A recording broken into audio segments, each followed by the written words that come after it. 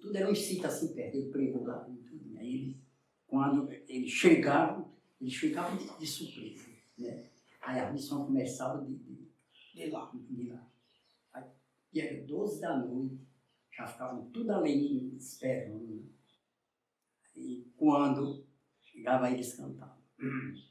Já deu meia-noite, o galo cantou, levanta os homens, meu padre chegou.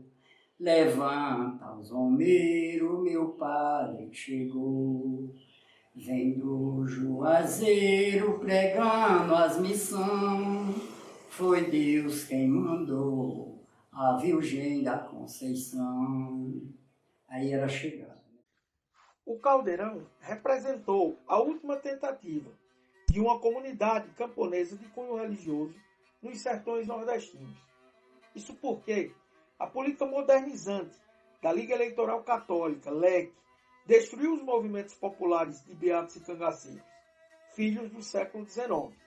O Caldeirão foi devastado em 1937 e um ano depois, Lampião e seus sequazes foram assassinados pelo capitão João Bezerra, seguido, meses depois, pela dizimação dos beatos que viviam em Pau de Colher, na Bahia, pelo implacável caçador de beatos e cangaceiros, Optato Gueiros.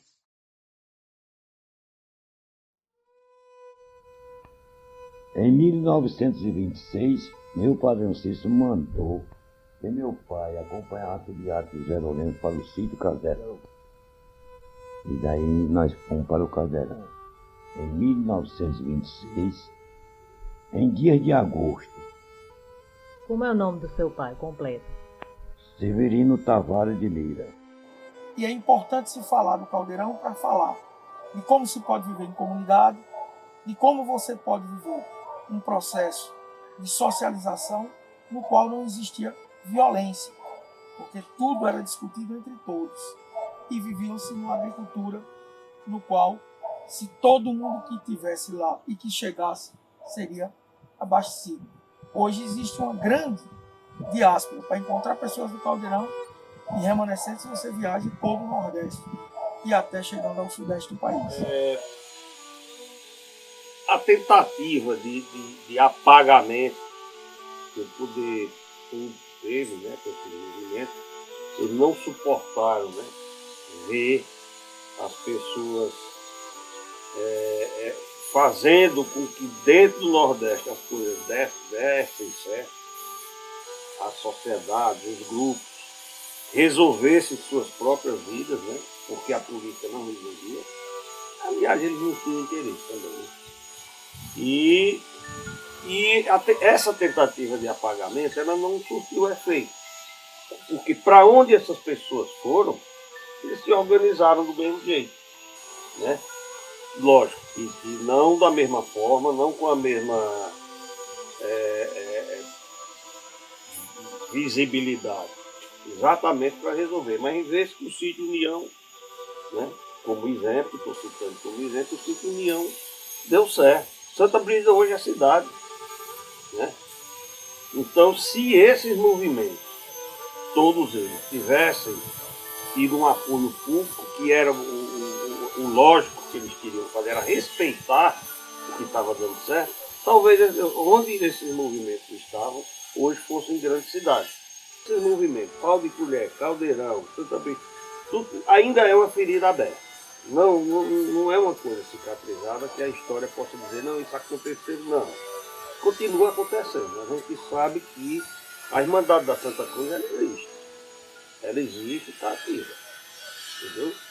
Por ela, a gente tira o exemplo das outras.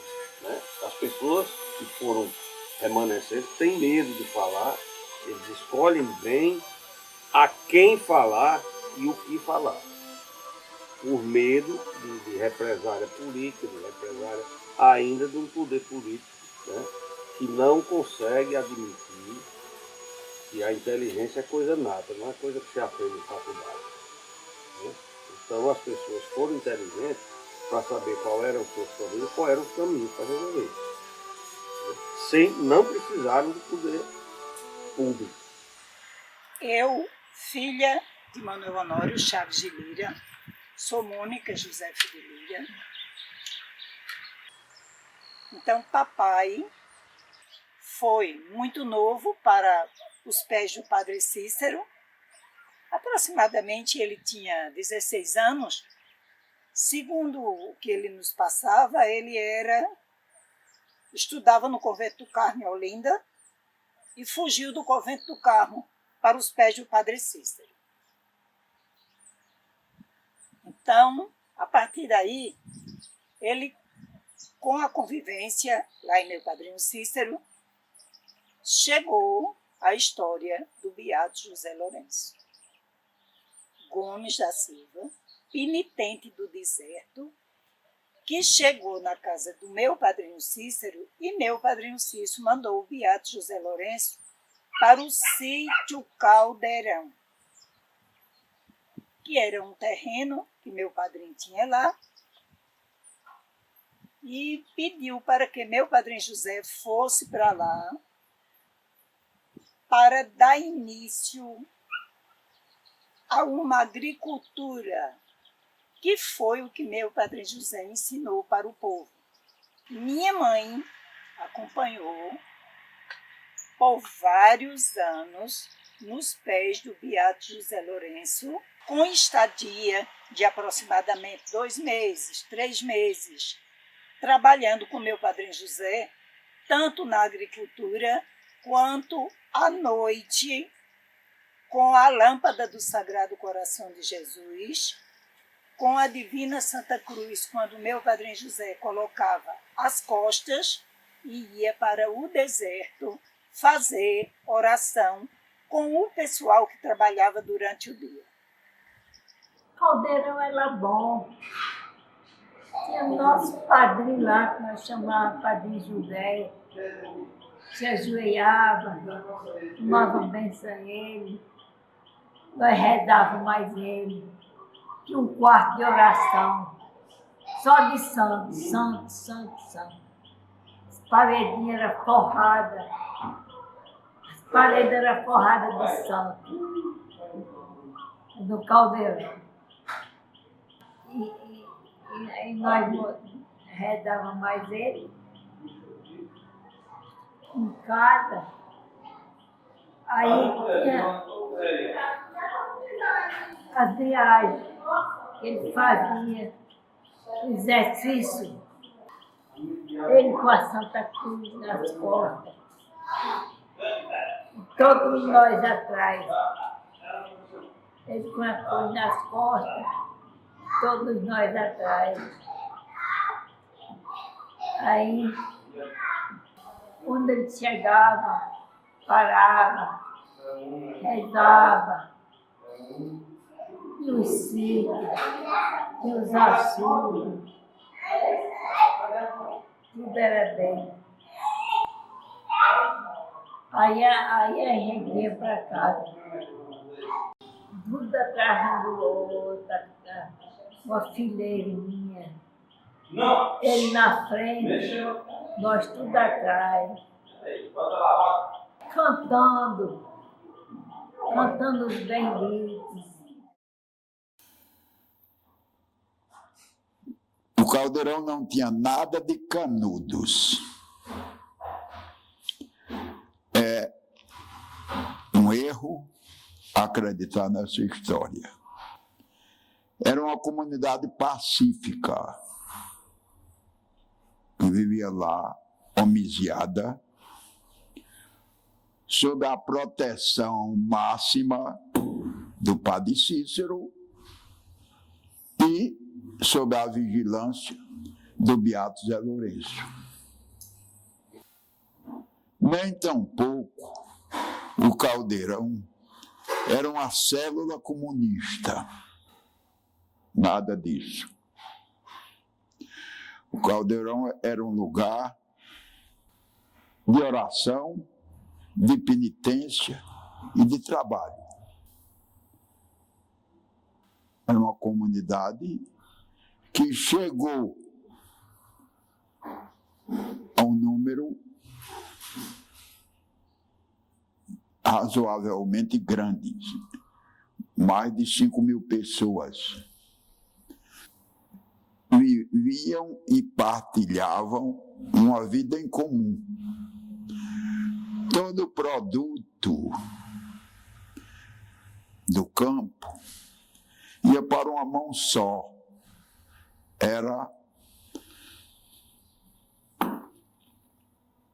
Ficava sob a jurisdição do Beato Zé Lourenço, para o alimento da comunidade.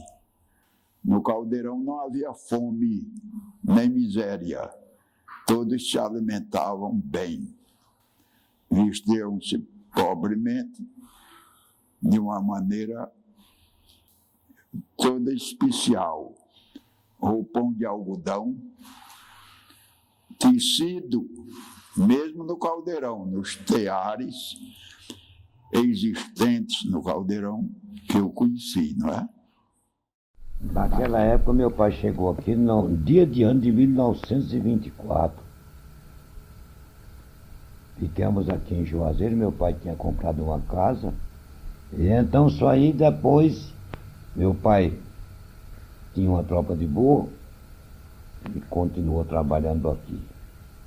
Em 1925, foi o primeiro encontro de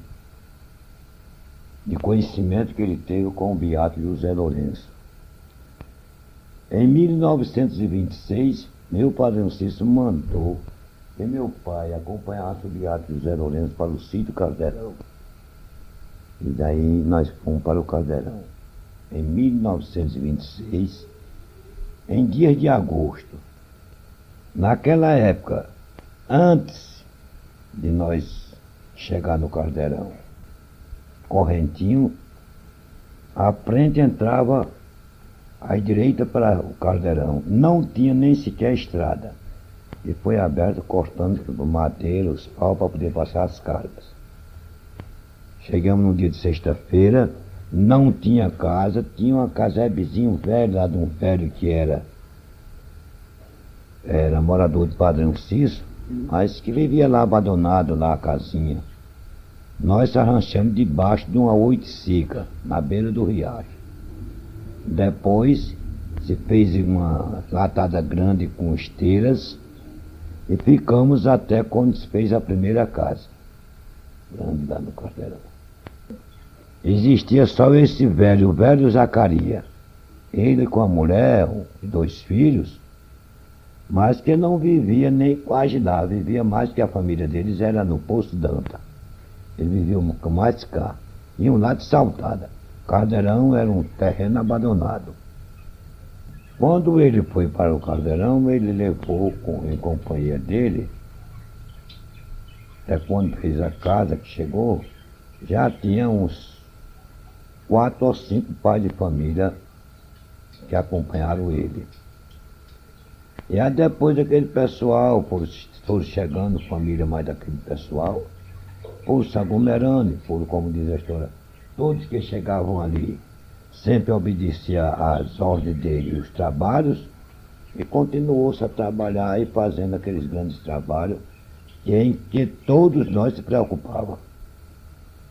Olha, o pós-Caldeirão, professor Sandro, ele nos dá assim uma alegria grande pelo fato do Beato ter falecido em seu leito, ninguém conseguiu tirar a vida dele, e pelo fato da comunidade do Caldeirão, a Irmandade da Santa Cruz do Deserto, ter permanecido unida.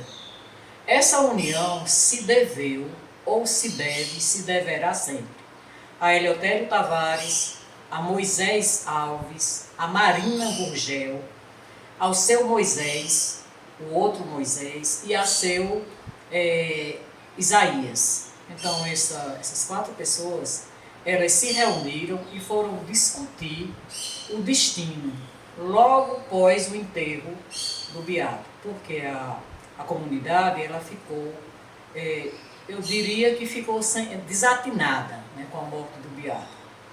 Mas Eleutério Tavares e seu João Silva também fez parte, e Moisés Alves, né, conseguiram conversar com todos. Uns voltaram para as suas terras de origem. A exemplo do vaqueiro, do Abel. Né? Abel era uma pessoa de muita responsabilidade e muito bem querido pelo meio da comunidade. Voltou para o Piauí. Outros do Rio Grande do Norte também voltaram. Outros voltaram para Pedra Branca, onde tinha também uma pequena população que fazia parte do Caldeirão. Os demais ficaram aqui. Uns foram para a Missão Velha, mas ficou aquele itinerário, indo e vindo. E Eleutério Tavares, juntamente com a Alexandrina Tavares, abriram as portas lá de casa. Então ficou uma itinerância, repito, de todos esses que faziam parte da comunidade, vindo e voltando. Com o tempo foram se organizando, voltaram às práticas agrícolas, cada um botando sua roça. Outros foram fazer biscoitos, sequilhos, como a dona Marina, uma senhora bem alta, que morava em Missão Velha. E assim por diante. Todo esse pessoal tinha datas certas para virem ao Juazeiro. Eu digo a você que foi a maioria.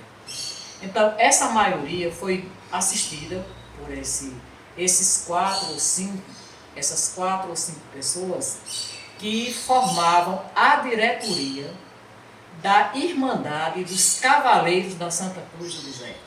Que é uma das coisas, professor Santos, que me chama muito a atenção, era a organização daquela comunidade. Existia a população maior e dentro da população tinha uma associação, que era justamente os filhos da Santa Cruz, que faziam a ligação, a ponte entre a comunidade maior e o Beato para solucionarem as dificuldades. Então, essa diretoria, ela cuidava de todos eles. Faziam visitas às casas, eles iam nas datas certas para o túmulo e lá era o grande encontro. Me recordo que uma das pessoas que sempre mediava esses encontros era o seu pai, José Tavares, o nosso irmão mais velho. Então, a casa do seu avô, que era a casa do meu pai, era esse ponto de apoio para que eles fossem para o Caldeirão, para que na Semana Santa houvesse aquela troca de jejum, continuidade das práticas da comunidade do Caldeirão. E essa prática do Caldeirão, ela foi antecedida por uma prática já acontecida no sítio Baixa Nantas, e ela teve sua sequência na Fazenda União, no Pernambuco. Então, eles foram assim, muito bem cuidados, e era de uma união muito grande, e eles mantiveram a crença e a assiduidade, as orações e a visitação lá do túmulo. Foi dessa forma.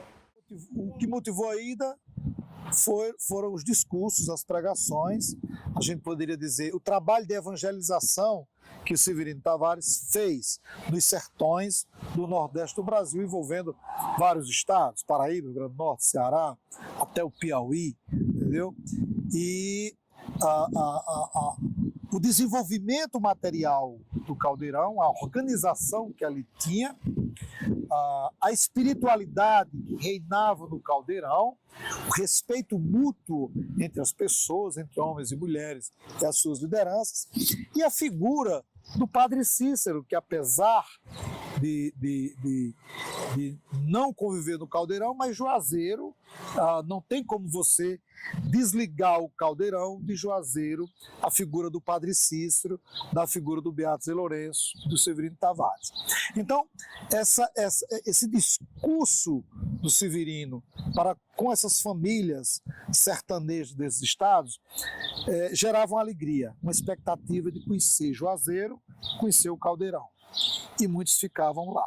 Então você percebia nas falas dessas famílias essa alegria de ir à terra do Padre Cícero e de conhecer o Caldeirão do Beato Zé Lourenço. Então, há uma magia na resposta dessas pessoas no ir. E o pós? Ora, o pós é dor. O pós é dor, é sofrimento, porque você rompe com algo que tinha uma estabilidade no sentido espiritual, que para mim era o mais importante, como é que essas pessoas viviam, como é que a religião. Uma coisa é certa, nós não tínhamos no Caldeirão o catolicismo romano, ordeiro, que tanto queria a Igreja Católica oficial. Alguém pode dizer que era algo místico, alguém pode dizer, não, ali era um messianismo. Eu não vejo assim, eu vejo uma experiência de religiosidade popular, onde unia-se a crença, a fé e a materialidade, onde as pessoas podiam viver em comunhão, respeitando as diferenças e vivendo daquilo que se produzia. O próprio Beato Zé Lourenço e o Beato Conselheiro, o Severino Tavares, eles não tinham uma leitura, uma formação. Eles eram pessoas semi-analfabetas que conheciam o Evangelho. Então, a dor da diáspora, Sandro, ela é incrível, porque essas pessoas, quando falaram para mim desse retorno, eles falaram com dor. Falaram com dor, mas não era uma dor de ter vivido lá. A dor de ter saído de lá. De ter saído de lá, de ter deixado lá amigos, amigas, alguns parentes. E isso refletiu nos depoimentos que eles me deram. Que foi Caldeirão, que foi Paulo Coelho, foi habitado por quem?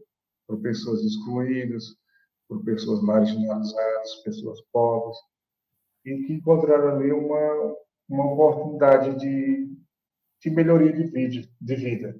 Além de ser o quê? Uma afirmação de fé, eu considero Paulo de Colher, Caldeirão, Canudos, uma grande ideia humanitária. Esses lugares abrigaram pessoas excluídas, perseguidas, marginalizadas, que não tinham ninguém por elas nesse mundo. Então, eles chegaram ali e acharam um lugar melhor, foram acolhidos, viveram em harmonia com os outros, um trabalho coletivo, trabalho em grupo, em comunidade, um modelo de sociedade alternativa. Então, nós devemos estudar Paulo de Colher e Caldeirão dessa forma, como uma referência de luta do povo camponês, e que essa parte do messianismo ela entre como um componente, né? Mas por trás disso tudo há um apelo social, há uma questão social, né? que isso denuncia a extrema pobreza que vive esse povo. Então essas pessoas seguiam esses beatos, buscando a bem-aventurança, mas também buscando melhorias, porque Caldeirão, naquele momento, era uma grande referência para o povo.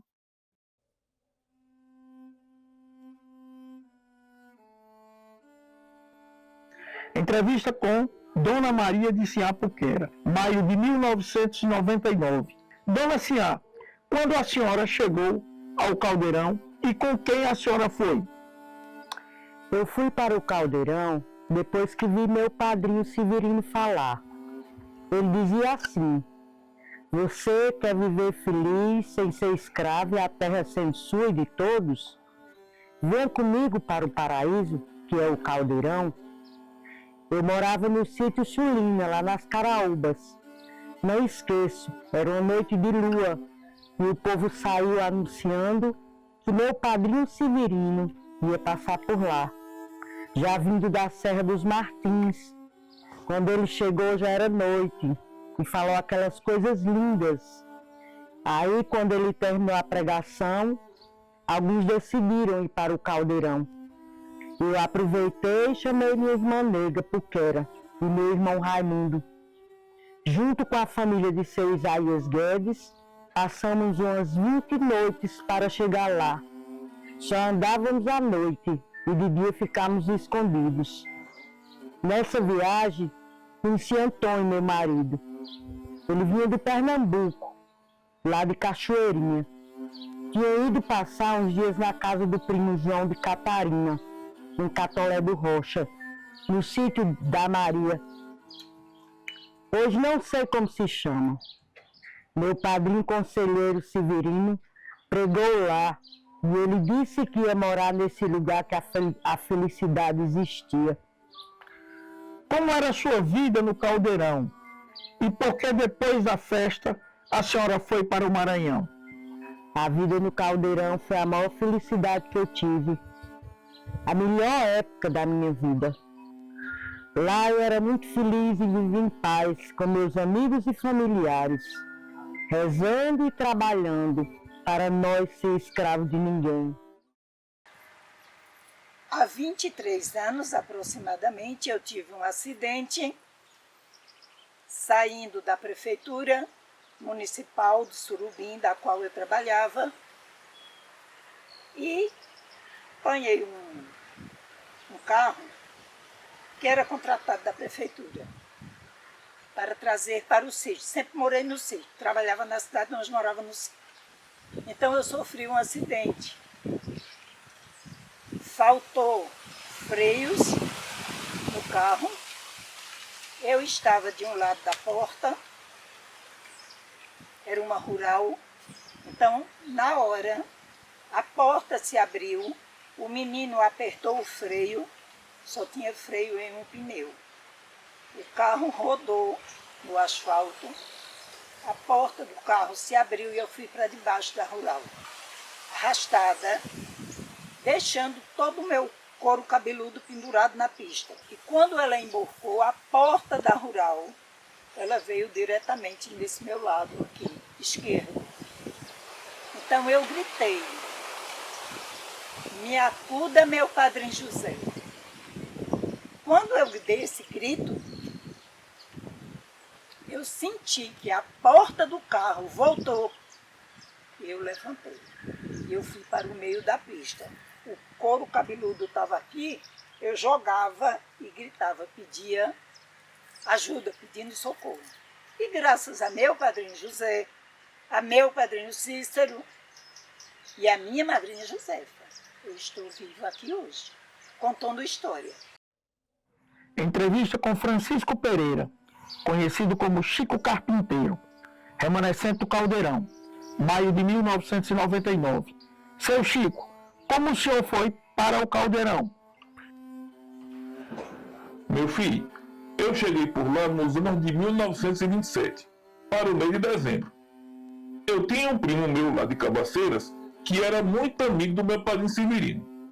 E ele foi para lá e me chamou. Aí eu fui com ele. No meio do caminho, ele desistiu. Achou que não dava conta de chegar e ficou em uma morada perto de Souza, na Paraíba. Como era o nome de seu primo que desistiu da viagem? E como era a sua vida por lá no Caldeirão? Era bom morar lá? Meu primo era Zé de Toim de Pedra de Fogo. Depois ele foi para lá em 1934. Minha vida lá era de muito trabalho, mas também de muita felicidade. Naquele lugar foi bom demais e sinto um pouco de alegria de lá quando venho visitar aqui a Santa Cruz. Lá, ajudei a fazer as portas das casas e as cadeiras e mesa, pois as teias seu Antônio Carlos fazia, cortando muito mato para deixar a parte boa para plantar o nosso comer. Lembro de amigos como o seu Manuel Evaristo, meu compadre Manuel Noel, Moisés e suas irmãs.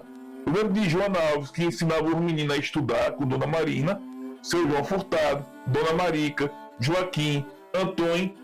Era tão bom. Foi um sonho que acabou, mas foi bom lá, viu? Seu Chico, o senhor me falou que ajudou a construir o engenho. Meu padrinho Lourenço pediu para nós construir. Deu trabalho, pois tinha gente se metendo sem saber. Aí, meu padrinho Severino organizou e deu tudo certo. Quem comandou a construção foi seu Antônio Carlos e Manuel Honório. Eita, tempo bom que vivemos lá, viu? Hoje só lembrança de coisa boa vivida. A gente avança todas as graças que a gente pede a meu padrinho Cícero, a meu padrinho José, minha madrinha Josefa, e só eles é quem tem por nos ajudar e dar paz, saúde e felicidade para toda a nossa família. É o que mais a gente pede, todo santo dia que eu peço a ele. Pedi muito para meu filho escapar, que ele teve a convite, mas graças a Deus, o divino São José, minha madrinha Josefa, meu padrinho Cícero, foi quem salvou ele de toda doença que ele teve. Graças a Deus. Entrevista com Dona Antônia Maria da Conceição, remanescente do Caldeirão, dia 16 de junho de 2013. Dona Antônia, como foi o Caldeirão para a senhora? O caldeirão foi um sonho que acabou, mas continua vivo dentro de mim. Lá nós tínhamos tudo o que queríamos, trabalho e oração. As crianças eram muito felizes e todos que moravam por lá. Todo dia que eu posso e meus familiares me levam, vou ao Juazeiro e visito o túmulo do meu padrinho Lourenço e faço minhas orações. Rezo aos pés da Santa Cruz, onde tudo podemos conseguir. Quais lembranças a senhora tem de lá do caldeirão? Lá era cheio de fruteiras. Nunca tivemos fome lá. A felicidade era tudo todo dia. Tínhamos o engenho com rapadura, cana para a gente chupar, tinha algodão que a gente fazia não se vestir, e ninguém era obrigado a rezar e nem fazer o que não queria. Era tudo feliz, por isso a gente fazia por alegria e felicidade. Tinha as moradas do povo do Pernambuco, Paraíba, Rio Grande, mas todo mundo era amigo em 1932. Ninguém passou fome, tinha comida para todo mundo, até quem não era de lá. Conhecer a história desses camponeses, dessas camponesas, é antes de tudo uma questão de fé. Fé no caldeirão e fé no tempo. Fé na possibilidade da gente coletivamente construir uma comunidade, como já foi construída. Nós não estamos falando aqui de algo abstrato, que a gente consiga construir uma história diferente daqui para frente, inspirado pelo Beato Zé Lourenço, todos e todas aqueles e aquelas que fizeram a realização daquilo que há de mais sublime nos evangelhos, que é exatamente o fato de todos nós, sem nenhuma exceção, sermos filhos e filhas de Deus, somos irmãos. Irmandade da Santa Cruz quer dizer o quê? Ninguém era mais do que ninguém. Todos eram iguais, porque todos eram filhos de Deus. Essa utopia está nas nossas mãos hoje, através da história do caldeirão.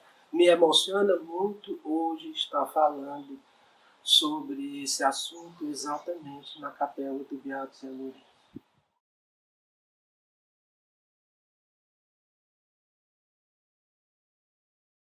E eu não tiro essa possibilidade de que a igreja foi a grande causadora na época, que tinha esses representantes, né, de ter esse sentimento, alimentar esse sentimento, que eu até hoje ignoro muito, um sentimento de inferioridade. A igreja teve na época, ao ponto de perseguir e ser assim cúmplice de todos os ataques que aconteceram à comunidade do Caldeirão. O Caldeirão existiu durante 10 anos e só foi destruído porque a sociedade não aceitou, o Estado não aceitou, a igreja não aceitou, a polícia não aceitou, as classes dominantes não aceitaram a utopia do Caldeirão. Então o que incomodou mais a vaidade do bispo e a vaidade dos políticos do que qualquer outra coisa. E isso me foi dito, não foi ninguém que ouviu falar, não. Isso me foi dito de boca pelo padre Teles. Eu tenho gravado isso.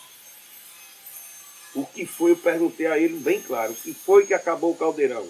Ele disse, foi a inveja do bispo. Hoje, o Caldeirão se tornou história. Nunca se fez justiça com o Caldeirão. Se fizerem justiça, o réu é o Estado. Quem são os responsáveis pela desgraça do Caldeirão? O Estado e a Igreja. Deviam fazer penitência. Tanta gente que morreu inocente no Caldeirão. E morreu no Araripe. Igreja e o poder público, o governo. E aquela sociedade fajuta, safada do Crato. só queria roubar as coisas do Beato.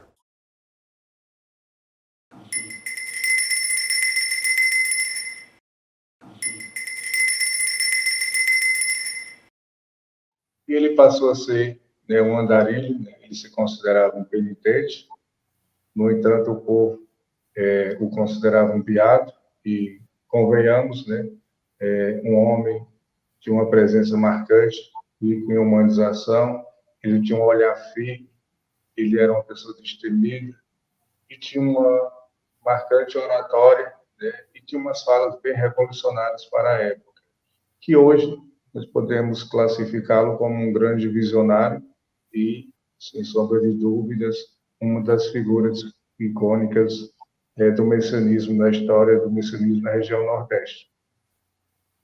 E o Severino Tavares disseminou uma profecia de que no final de 37, em dezembro de 1937, em dia 25, haveria o fim dos tempos, né? As pessoas não entendiam, a fala dele era tão sofisticada para o conhecimento daquele povo, que, na verdade, ele queria dizer que não era que o mundo ia se acabar, na verdade, ele queria dizer que ia ter uma grande guerra, né? Como de fato ocorreu. Houve um conflito tão grande entre as classes, né, dominantes e dominados, que marcou isso. Ele fazendo a pregação em cima da mesa, do velho Luiz. Agora, essa aí eu me lembro. Ele diz: atrás de mim vem outro, e depois desse outro vocês vão ver o resultado. E o resultado foi esse que teve no Pantuié, dos tiros. Ele não disse o que era nem o que não era, mas disse o resultado. Meu objetivo é passar o relato de quem morou lá. Só isso. Nem quero fazer defesa de Caldeirão nem de Paulo de Colher. Não quero dizer quem é culpado. Não quero apontar. Não quero dizer quem é certo e errado. A minha condição é contar o que eles pediram para me contar. Vou dar a voz a quem nunca teve. Por que é que eu estou dando a voz agora? Estou querendo me beneficiar? Não. Porque tinha um acordo, um pacto. Até o último guardião da Irmandade morresse. Então, depois dele, eu teria a obrigação de começar a contar. Eu não sei nada mais do que ninguém. Nada. Meu pai era o que ficou com a chave dos guardiões. Meu avô era guardião. Entendeu? Mas quem me passou a incumbência foi Moisés Alves. O Caldeirão era muito bom. O Caldeirão foi um sonho que se perdeu quando acordou. Pronto, acabou. Aí, à noite de pregação, quando era para terminar, dizia: quando era para sair, Valendo? Valendo. Dede, como você percebe esse movimento de diáspora? Meu padre mandou, nós vamos embora, meu padre mandou.